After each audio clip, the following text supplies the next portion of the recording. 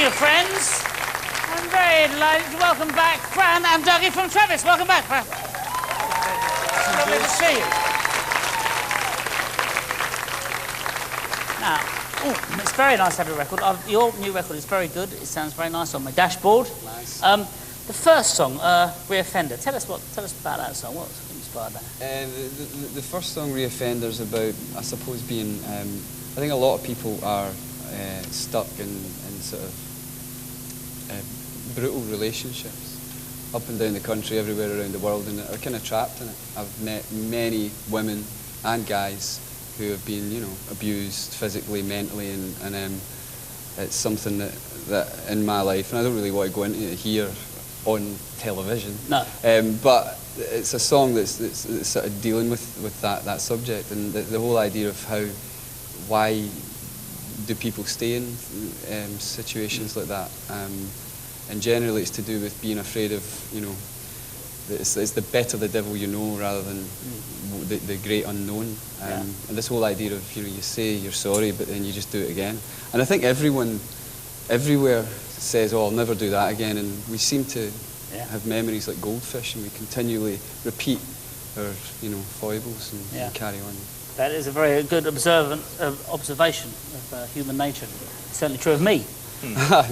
Now, there was also the awful thing that happened to your drummer, wasn't there? Did that must have, what effect did that have? Yeah, well, Neil, for those of you that don't know, broke his neck in a swimming pool in France, and it kind of brought everything into sharp relief, really.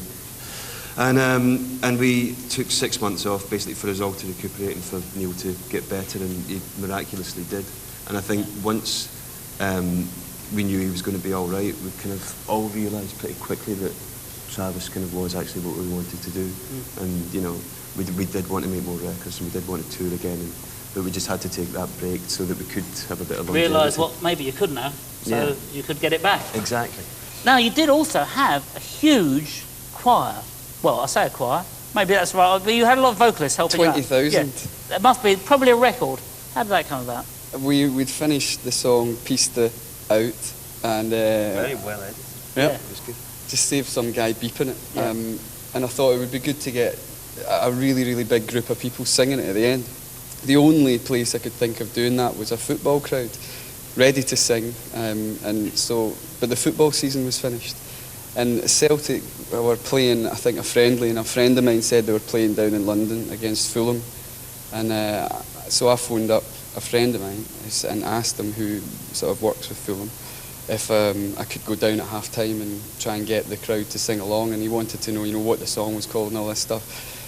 But in the end, I went down there and stood in front of 20,000 strangers and got them to perform. And I think that's amazing. 20,000 people. 20,000. Go on. Did you credit them all? No. Good. Right, well, what's the next song you're going to play for us? We're going to play a song called Quicksand. Okay. We shall look forward to hearing that, and thank you very much. Dougie and Fran from Travis.